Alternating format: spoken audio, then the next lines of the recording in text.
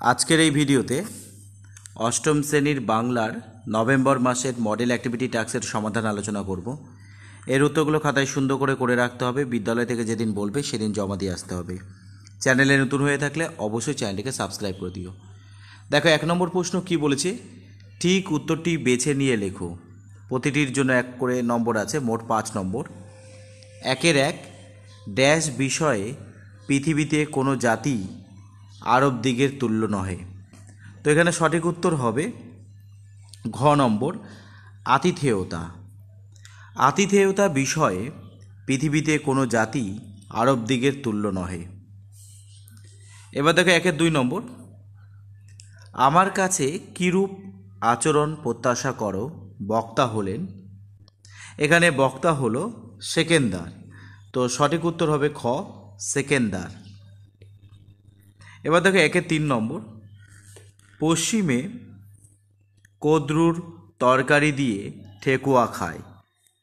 টেনিদাকে এ কথা বলেছেন ক্যাবলা। সঠিক উত্তর হবে খ নম্বর, ক্যাবলা। এবার দেখো 1-4 নম্বর, মাইকেল মধুসূদন দত্ত যেই জাহাজ থেকে তার বন্ধু গৌরদাস বসাককে চিঠি লিখেছিলেন সেটির নাম সিলন। তো এখানে সঠিক উত্তর হবে খ নম্বর, সিলন। 1-5 নম্বর, কবি মৃদুল দাশগুপ্তের প্রথম কাব্যগ্রন্থ। গ নম্বর, জলপাই কাঠের এসরাজ। এবার দেখো 2 নম্বর, নিচের প্রশ্নগুলির সংক্ষিপ্ত উত্তর দাও। প্রতিটির জন্য 2 নম্বর করে রয়েছে, মোট 10টা প্রশ্ন। 2-1 মান্ধাতারাই আমল থেকে চলে আসছে এমনি রকম। কোন প্রসঙ্গে কবি এ কথা বলেছেন? তো উত্তর হবে উদ্ধৃত অংশটি রবীন্দ্রনাথ ঠাকুরের লেখা বোঝাপড়া কবিতার অংশ। এই পৃথিবীতে সবার জন্য সবাই নয়। কেউ তোমাকে ফাঁকি দেয়, তুমিও কাউকে ফাঁকি দাও। এই পৃথিবীর কিছুটা তুমি ভোগ করো, বাকিটা অন্যরা ভোগ করে। এসব আলোচনার প্রসঙ্গেই কবি উদ্ধৃত উক্তিটি বলেছেন। এবার দেখো 2-2 নম্বর, আমা অপেক্ষা আপনকার ঘোরতর বিপক্ষ আর নাই। বক্তার এ কথা বলার কারণ কি? উত্তর হবে উদ্ধৃত উক্তিটির বক্তা হলেন আরব সেনাপতি। মূর সেনাপতি অজান্তেই তার শত্রু শিবিরে এসে আশ্রয় গ্রহণ করেছিলেন। আরবদের অতুলনীয় আতিথেয়তা উপভোগ করে তিনি মুগ্ধ হয়ে যান এবং গল্প করতে করতে প্রকাশ পায় যে মূর সেনাপতি আরব সেনাপতির পিতার হত্যাকারী। তাই প্রতিশোধ পরায়ণ আরব সেনাপতি বলেছিলেন যে এই বিপক্ষ শিবিরে তিনি মূর সেনাপতির সবচেয়ে বড় শত্রু।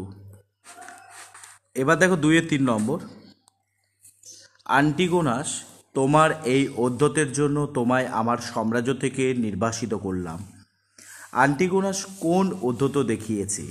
উত্তর হবে আন্টিগোনাস গুপ্তচর সন্দেহে চন্দ্রগুপ্তকে ধরে সেকেন্দারের কাছে নিয়ে আসেন। সেখানে জানা যায় গ্রিক সেনাপতি সেলুকাস চন্দ্রগুপ্তকে যুদ্ধকৌশল শিক্ষা দিয়েছিলেন। আন্টিগোনাস হয়ে সেকেন্দারের সামনেই সেলুকাসকে তরোয়ারি নিয়ে আক্রমণ করেন। সম্রাটের আদেশ ছাড়াই তার এই কার্যকলাপের মধ্য দিয়ে ঔদ্ধত্য প্রকাশ পেয়েছে। এবার দেখো 2-4 নম্বর, তোদের মতো উল্লোকের সঙ্গে পিকনিকের আলোচনাও ঝক মারি।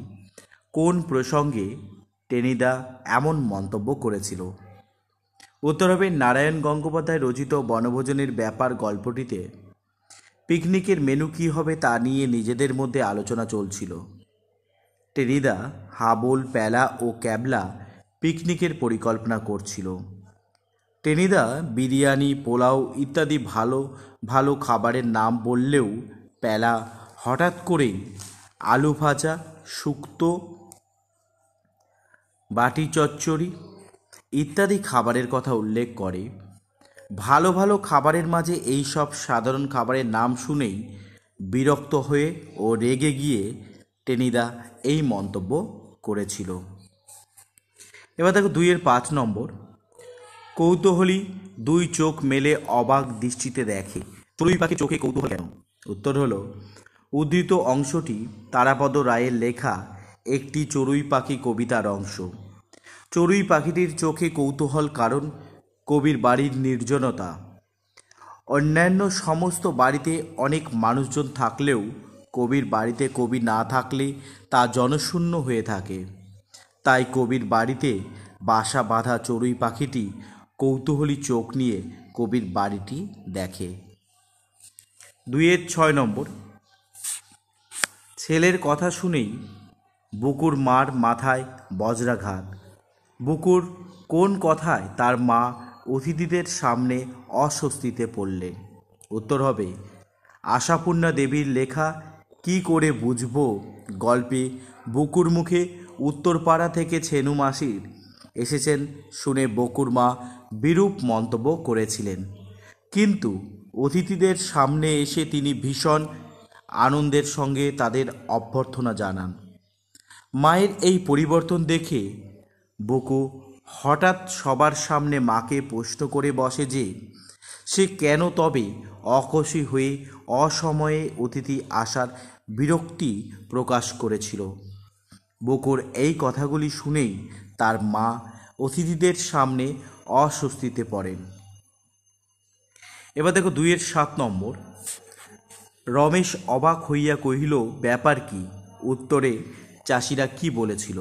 উত্তর হবে, জমিদার বাড়ির ছোটবাবু রমেশের কাছে গ্রামের 20 জন কৃষক এসে কাঁদতে থাকায় রমেশ তাদের জিজ্ঞাসা করেছিল, ব্যাপার কি? এর উত্তরে চাষিরা বলেছিল, প্রবল বৃষ্টিতে 100 বিঘে মাঠ জলে ডুবে গেছে। জল বার করে না দিলে সমস্ত ধান নষ্ট হয়ে যাবে, গ্রামের একটি পরিবারও খেতে পাবে না। 2-8 গাছের জীবন মানুষের জীবনের ছায়ামাত্র। লেখকের এমন মন্তব্যের কারণ কি? উত্তর হবে, লেখক জগদীশচন্দ্র বসু গাছকে নিবিড়ভাবে পর্যবেক্ষণ করে মনে হয়েছিল গাছের বৈশিষ্ট্যগুলি মানুষের মধ্যেকার নানান স্বভাব বৈশিষ্ট্যের অনুরূপ। মানুষের মতো এদের জীবনেও অভাব অনটন এবং দুঃখ কষ্ট আছে। মানুষের মধ্যে যেমন সদ্গুণ আছে, এদের মধ্যেও সেই সগুণের বহিঃপ্রকাশ লক্ষ্য করা যায়। তাই লেখক এমন মন্তব্য করেছেন। এবার দেখো 2-9 তবু নেই সে তো নেই নেই রে, কি না থাকার যন্ত্রণা পংক্তিটিতে মর্মরিত হয়ে উঠেছে। উত্তর হবে, উদ্ধৃত অংশটি বুদ্ধদেব বসুর লেখা হাওয়ার গান কবিতার অংশ। হাওয়ারা পৃথিবীর সমস্ত জল সমস্ত তীর ছুঁয়ে গেলেও নিজেদের বাসস্থানটুকু না খুঁজে পাওয়ার অস্থিরতা ও বুকচাপা কান্না প্রকাশ করেছে বুদ্ধদেব বসুর কলমের মধ্য দিয়ে। উদ্ধৃত অংশটিতে হাওয়াদের নিজস্ব বাসভূমি না থাকার যন্ত্রণা মর্মরিত হয়ে উঠেছে। এবার দেখো 2-10 ছন্দহীন বুনো চালতার। বুনো চালতাকে ছন্দহীন বলা হয়েছে কেন? উত্তর হবে, কবি জীবনানন্দ দাশ পাড়াগার দ্বিপ্রহরকে ভালোবাসেন। সেই নিঝুম দুপুরে জলসিঁড়ি নদীর পাশে বুনো চালতার শাখাগুলি নুয়ে পড়ে, জলে তাদের মুখ দেখা যায়, কিন্তু বাতাসহীন দুপুরে বুনো চালতার ডালে কোনো দোলন দেখা যায় না। প্রকৃতিতে যেন ভিজে বেদনার গল্প আকাশের নিচে কেঁদে কেঁদে ভেসে বেড়াচ্ছে, আর সেই বেদনাতেই বুনো চালতা ছন্দহীন। এবার দেখো 3 নিচের প্রশ্নগুলির উত্তর নিজের ভাষায় লেখো। 3-1 পরবাসী কবিতায় শেষ 4টি পংক্তিতে কবির প্রশ্নবাচক বাক্য ব্যবহার করার তাৎপর্য বিশ্লেষণ করো। উত্তর হবে, বিষ্ণুদের পরবাসী কবিতাটির শেষ স্তবকের 4টি বাক্যে কবি 4টি জিজ্ঞাসা চিহ্ন ব্যবহার করেছেন, যা কবিতাটিকে বিশেষ মাত্রায় পৌঁছে দিয়েছে।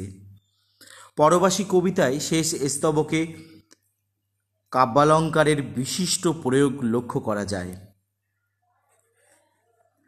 কবি যেন তীর্ষক তীক্ষ্ণ প্রশ্নের কাশাঘাতে মানুষের, বিশেষত ব্যবসাজীবী মানুষের বিবেককে জাগিয়ে তুলতে সচেষ্ট হয়েছেন। সভ্যতার আগ্রাসনে পৃথিবীর নদী পাহাড় গাছ লুপ্ত হচ্ছে, বনবাসী প্রাণীরা হারিয়ে যেতে বসেছে। নিজের দেশেই মানুষ উদ্বাস্তুর মতো ঘুরে বেড়াতে বাধ্য হয়েছে। তারা স্থায়ী, স্বাভাবিক, চিরপ্রত্যাশিত নিজস্ব বাসস্থান গড়ে তুলতে পারে না। কবি এখানেই প্রকৃতির স্বাভাবিকতাকে পেতে আগ্রহী। শেষ স্তবকে কবির একাধিক প্রশ্নের মধ্য দিয়ে আমরা তার বন্যপ্রাণী তথা প্রকৃতি প্রেমের পরিচয় পাই। 3-2 নম্বর, আজ সকালে মনে পড়ল একটি গল্প, গল্পটি বিব্রত করো। উত্তর হলো, গল্পটি হলো নাটোরে অনুষ্ঠিত প্রভিন্সিয়াল কনফারেন্স বাংলা ভাষায় প্রচলন। লেখক শিল্পী অবনীন্দ্রনাথ ঠাকুর তার কাকা রবীন্দ্রনাথ ও অন্যান্যদের সঙ্গে গিয়েছিলেন নাটোরে। সে এক হই হই রই রই ব্যাপার। প্রথমে স্পেশাল ট্রেন ও পরে স্টিমারে করে পদ্মা পেরিয়ে নাটোর। এই সম্মেলনের অভ্যর্থনা কমিটির সভাপতি নাটোর মহারাজ জগদীন্দ্রনাথ। তার ব্যবস্থাপনায় এক রাজকীয় আয়োজন, যেমন খাওয়া দাওয়া তেমনি অন্যান্য সব ব্যবস্থা। তারপর যথারীতি শুরু হয় গোল টেবিল বৈঠক এবং বক্তৃতা। ইংরেজিতে যেই বক্তৃতা শুরু হয় সঙ্গে সঙ্গে বাংলা বাংলা বলে অবনীন্দ্রনাথ ও তার সঙ্গীরা প্রতিবাদ শুরু করেন।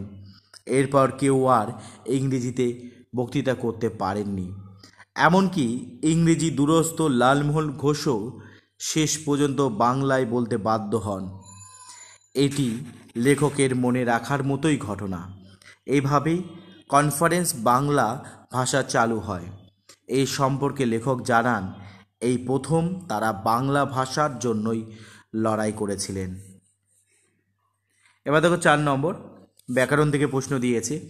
নির্দেশ অনুসারে উত্তর দাও। 4-1, দল বিশ্লেষণ করে দল চিহ্নিত করো। স্টেশন, বাগুইয়াটি, দর্শনমাত্র, ক্ষিপ্রহস্ত, অদ্ভুত রকম।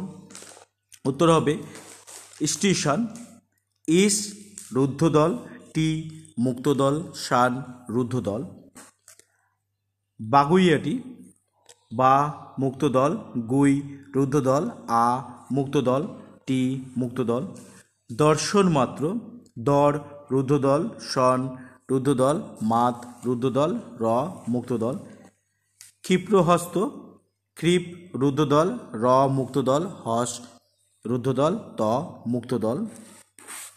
অদ্ভুত রকম, অদ রুদ্ধদল, ভূত রুদ্ধদল, র মুক্তদল, কম রুদ্ধদল।